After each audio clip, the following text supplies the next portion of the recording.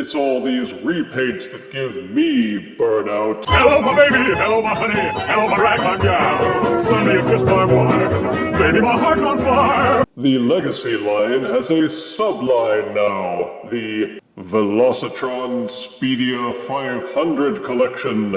Boy, what a moniker. The theme is that these figures are gearing up for some kind of intergalactic road race. Kind of like the wacky races of the old Hanna-Barbera cartoons. One of the figures in this line is Cosmos. Cosmos is in high demand and has only been seen in a few locations by a few fortunate people. But there are also a lot of repainted figures in this line which are not highly sought after. And Hasbro has made tons of those. Another of the figures is a repaint of Legacy Deluxe Skids, and that is Diaclone Universe Burnout. Diaclone was the toy line which preceded Transformers in Japan and was rebranded as Transformers for other parts of the world. So this figure gets the older paint job from that classic Diaclone line. See the slightly different box of the Velocitron line with zero plastic window to make stealing them even easier. Character art is repeated on this side panel. The back shows pictures of both modes, and the art from the front panel wraps around to the other side panel. Now let's get Burnout out of his box with all due Speedia. Out of box, Velocitron Deluxe Burnout comes with his instruction booklet, a silver-painted single-barrel weapon accessory, a double-barreled silver-painted weapon accessory, and one of the Legacy line's patented energon weapon axe gun thingamabobbles. The axe is curious in that it has a 5mm port at the end of the handle, and the spur which also becomes a 5mm peg, so you can peg it in or plug it in. And this is Burnout in his vehicle mode. And I admit when I first saw it, I thought it might be a modified version of Earthrise Trailbreaker. I'm reminded of him based on the colors and the general build, or rather, I might be reminded of Trailbreaker if Hasbro had ever gotten that figure into stores.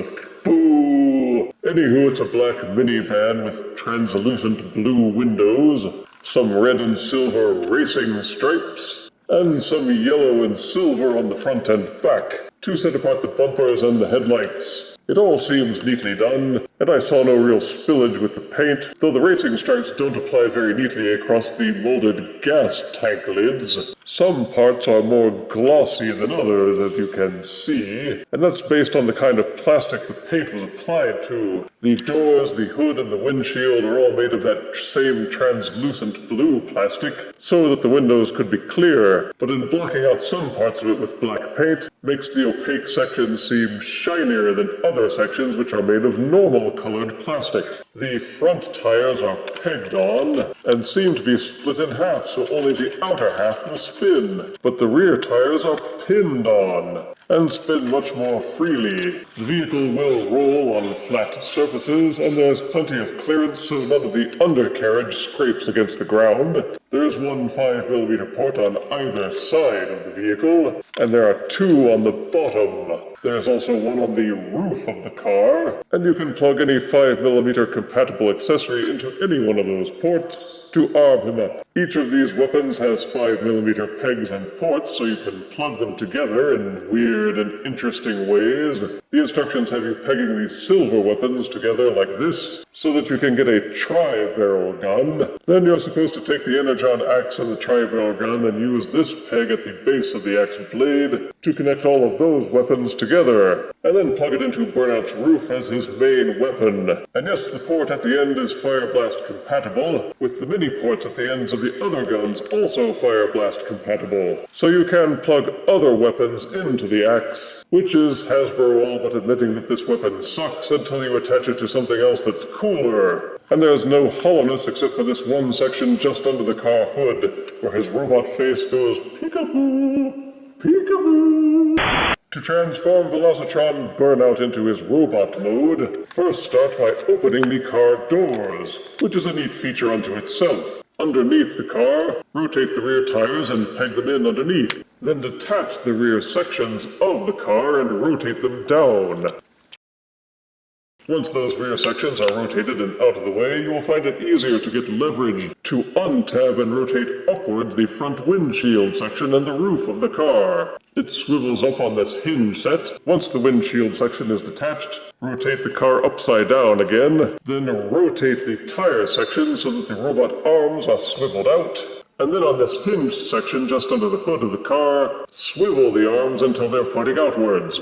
Clamp these sections to close up the hinges and complete the feet, and then you will see the robot pelvis section is semi-folded underneath the hood of the car. Angle the robot legs backwards a bit, and then kind of roll the pelvis so that it is rotated from behind the robot back to underneath. Fold the legs back down to form the robot hips. And then you guessed it, the car hood becomes the robot chest. Just rotate it down. This will also instigate the dramatic head reveal. Once you've rotated it down enough, you will feel it click and snap into place. Then rotate the arms so that these red discs are pointing forward. Angle the arms and rotate them so that the robot elbows and the fists are pointing forwards. Then you just cinch back the car doors and the car hood until they are nice and flush to the body, and the transformation is complete. Many have reviewed the Skids figure on which this was based, and spoken of it quite glowingly, and handling the Diaclone Burnout version, I can see why. The robot mode maintains the colors of black and red with silver highlights. All the applications seem neatly applied. There's a goodly amount of sculpt work, and it's set off by the colors very well. The basic setup is standard for a car former, with the lower body made from the back of the car, the chest made from the car hood and grille work, the hood of the car slung across the back, and the doors used as wing-a-dings behind the shoulders. But to my eye sockets, what makes Burnout even more appealing than Skids is the black color scheme. Because, you know, everything looks better in black, and the new head sculpt with no robot lips. It vaguely resembles Optimus Prime with the faceplate. Or perhaps Onslaught. All of the limbs seem solid with no glaring gappage, whether for the arms or the legs.